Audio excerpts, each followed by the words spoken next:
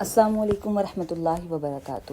آج ہم بات کریں گے اللہ کے ایک عظیم پیغمبر کی جنہوں نے پوری دنیا پہ حکومت کی۔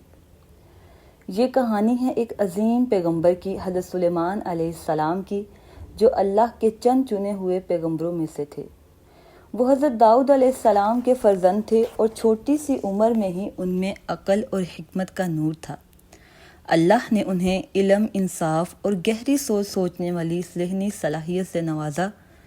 ایک دفعہ حضرت داؤد علیہ السلام نے ایک فیصلہ سنایا تو حضرت سلیمان علیہ السلام نے اس سے بہتر فیصلہ دیا۔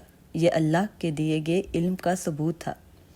اللہ نے انہیں صرف پیغمبری نہیں بلکہ شاہی حکومت بھی عطا کی اور وہ انصاف کا سلطان کہلائے۔ اللہ نے انہیں جانوروں کی زبان سمجھنے کا معجزہ دیا جس پر وہ اللہ کا شکر ادا کرتے تھے۔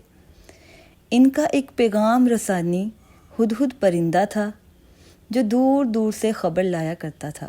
حضرت سلیمان علیہ السلام نے یمن کی ملکہ بلقیس کی طرف پیغام بھیجا کہ وہ صرف اللہ کی بندگی کرنے لگ جائیں۔ ہدہد نے بتایا کہ وہ لوگ سورج کی پوجا کرتے ہیں نہ کہ اللہ کی۔ حضرت سلیمان علیہ السلام نے ایک خاص پیغام ملکہ بلقیس کے نام بھیجا، بسم اللہ الرحمن الرحیم۔ ملکہ بلقیس نے جب پیغام پڑھا تو اس پر گہری سوچ میں چلی گئی۔ وہ اپنے مشیر سے مشورہ کر کے حضرت سلیمان علیہ السلام کے دربار کا سفر اختیار کرتی ہیں۔ حضرت سلیمان علیہ السلام کا دربار انتہائی عظیم تھا جہاں پر انسان، جن اور پرندے سب فرمانبردار تھے۔ حضرت سلیمان علیہ السلام نے کہا کہ کون ملکہ بلقیس کا تخت یہاں لا سکتا ہے؟ ایک جن نے آنکھ چمکنے سے پہلے لا دیا۔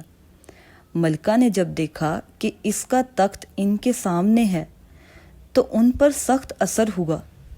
حضرت سلیمان علیہ السلام نے انہیں ایک شیشے کے فرش پر چلوایا جو پانی جیسا لگتا تھا۔ وہ حیران رہ گئیں۔ انہوں نے اسلام قبول کیا اور کہا کہ میں رب العالمین کے سامنے سر تسلیم خم کرتی ہوں۔ حضرت سلیمان علیہ السلام کے ساتھ پرندے اور پہاڑ بھی اللہ کی تسبیح کرتے تھے۔ حضرت سلیمان علیہ السلام کے پاس جنوں، انسانوں اور پرندوں کی فوج تھی۔ ایک بار ان کی فوج چل رہی تھی تو ایک چینٹی نے کہا کہ سب چینٹیاں اپنی اپنی بلوں میں چلی جاؤ۔ حضرت سلیمان علیہ السلام مسکرائے اور اللہ کا شکر ادا کیا کہ انہیں چینٹی کی بات سنائی دی۔ وہ اکثر تنہائی میں اللہ سے دعا کرتے تاکہ وہ ہمیشہ شکر گزار اور انصاف پسند رہیں۔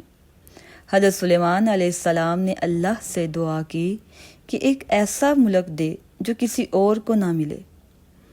اللہ نے انہیں وہ سب کچھ دیا جو کسی اور کو نہیں دیا گیا، ایک بے مثال حکومت۔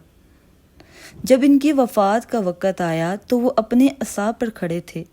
جب گرے تو تب ہی جنوں کو پتہ چلا کہ وہ وفات پا چکے ہیں۔ آپ سب کو حضرت سلیمان علیہ السلام کے بارے میں یہ ویڈیو کیسی لگی کمنٹ سیکشن میں ضرور بتائیے گا۔